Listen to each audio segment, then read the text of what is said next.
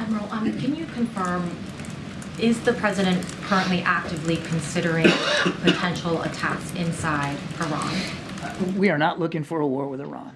We are not seeking a conflict with the regime in a military way. And as I said in the opening, we're not looking to escalate here. This attack over the weekend was escalatory. Make no mistake about it. And it requires a response. Make no mistake about that.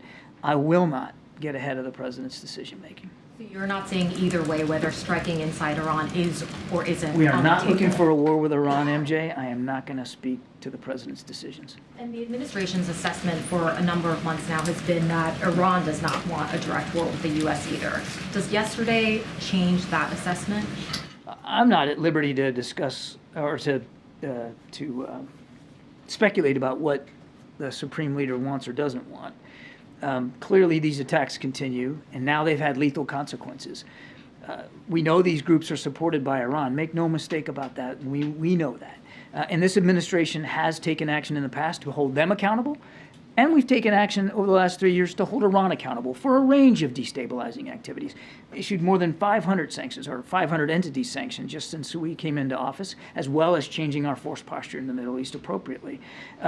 So we'll just, we'll continue to look at the options available to us. Is it clear to you now whether the attack yesterday was at Iran's direct urging, or if this was more a proxy group that was mostly acting on its own? I'm not going to talk about intelligence issues. We know that Iran supports these groups. The degree to which they order and direct is something that intelligence analysts will look at.